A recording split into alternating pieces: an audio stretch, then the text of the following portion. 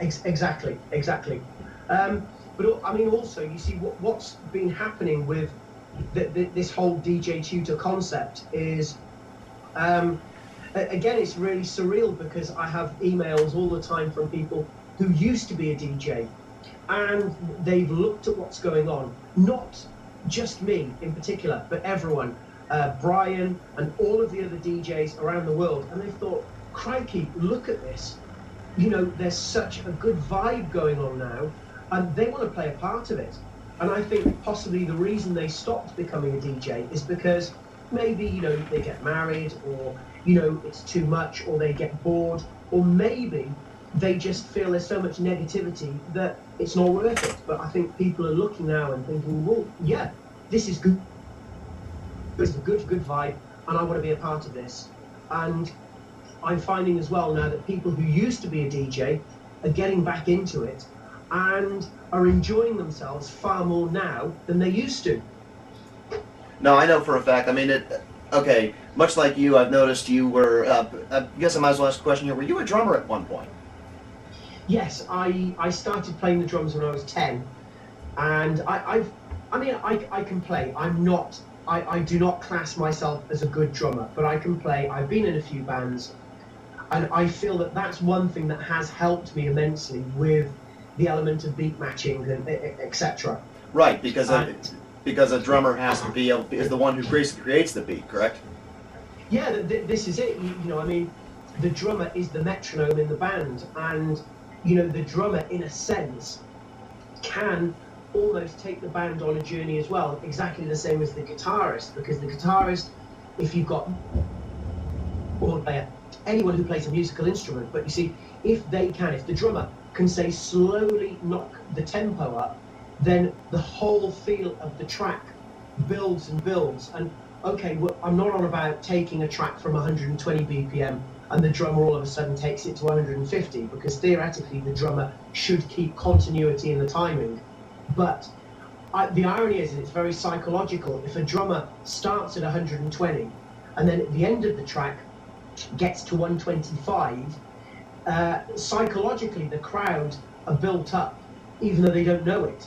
But it's possibly, you know, again, it's all the band, but again, it's that tempo, the build-up of the tempo, and I think it's a lot to do with the way your heart works. It's the heartbeat, you know.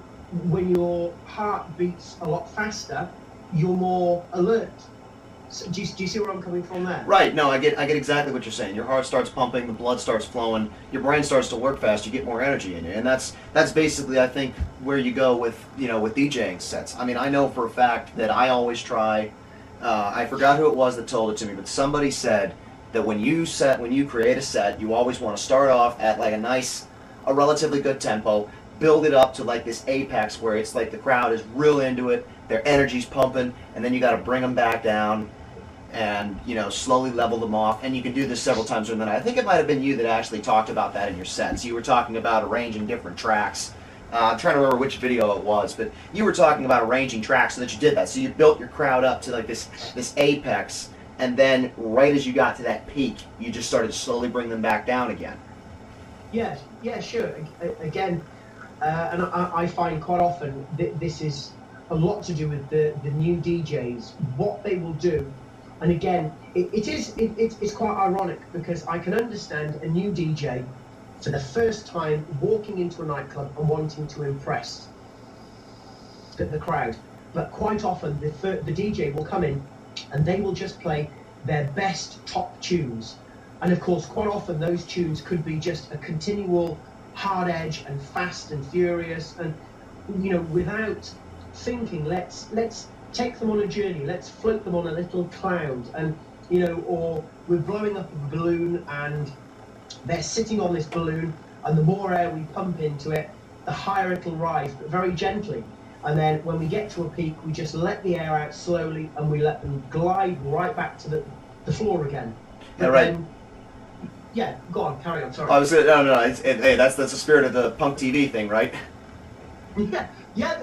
This, you see, that this is it. This is the one wonderful thing that's going on with this whole DJ tutor thing, and it's not commercial in any way. Again, people say, Jonathan, how do you afford all this equipment? Well, for all the people who know, fine. The people who don't know, 2 years ago, I did tutorials in the front room with a set of Technics turntables and a cheap mixer that cost me £50 off eBay.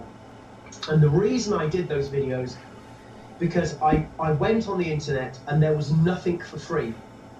There were 2 or 3 videos, but it was like, watch this and then buy the DVD. And I thought, well, I've got a little bit of knowledge, let's give it a go. And what happened then, and this was in 2006, what happened in early 2007, I had a phone call from Vestax, excuse me, and they said, we love what you're doing, we'd like to help you, is there anything you need? And I did say, well, it is quite embarrassing because I have these emails from people who've got this fantastic equipment, and I've just got Technics turntables. And don't get me wrong, it's not like I'm saying have kit, because a lot of people in the world would give anything to have a dodgy belt drive turntable. So I'm very, very lucky. No, I agree. So I said to them, I said, well, look, I wouldn't mind having a couple of CD players, and within a week I had 2 turntables, a mixer, 2 CD players, and I was like gobsmacked. I was thinking, bloody hell, this is crazy. I fully agree with you. And the deal was with them, they just said, well, look, we don't want anything. All we want you to do is use them in your videos. And there and then I thought, well, okay, maybe I've hit on something here, because not only now can I teach, I can now give demonstrations, tutorials on all of these items of kit. Now, again, people say, you get it all for free, and I do get it for free, but I work hard at it. And believe me, there's probably not a day goes by when I don't answer emails and a new idea for a video. But what is happening now, the beauty about what I'm doing, and now everyone else around the world, is they're looking in their bedroom at an item that they've got in front of them. And a lot of people are thinking, I can do a demonstration or a tutorial on my piece of kit. So what's happening now is someone around the other side of the world who maybe wants to buy that will look at the tutorial, look at the video. Not only will they learn how to become a DJ, but they'll know how to use that item. So instead of going to the store, to Guitar Center or whatever, and buying it, taking it home, and just scratching their heads looking at the instruction manual, they can literally open the box, plug it in, and play. And this is big. Right. No, that's exactly what I think it's the big point is that you want people to be able to do that. Because let's face it, not all of us learn by reading. I know you said when you read stuff, it comes in what, upside down? It's crazy. I'm not very, very dyslexic, but sometimes I have to stop and think. And it's like, even to this day, I have to look at a D and a B because I get them the wrong way around. It's well, that's easy to do, I guess. But no, but that's what I mean. Some of us don't learn by reading, and for those that do have reading disorders, who can't see, or maybe that other stuff, or well, obviously not see. If you're a blind DJ, then we want to hear from you, right? Yeah, sure. And again, I think it was in late 2006, early 2007, we sent an email to a website that deal mainly for the blind, and we mentioned about the tutorial. Well, Tony and I, the guy Tony, he's the guy who built the website. Yeah. And we mentioned about my videos, and this guy apparently he logged in and he listened to some of the videos. Email back saying, I can understand what's going on, because again, the irony is in some of the comments people leave me under the videos, they say, you waffle, you go over things 20 times.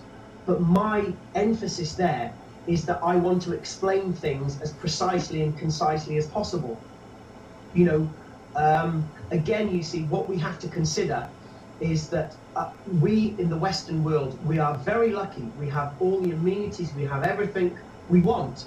But now with the way the web is working and Web 2, there are people the other side of the globe who aren't as lucky as us, can now watch real television. This is what I call the likes of the video sharing sites. Real TV, not this crap you can get on the Sky and stuff. That's not real. That's just made up by these big companies.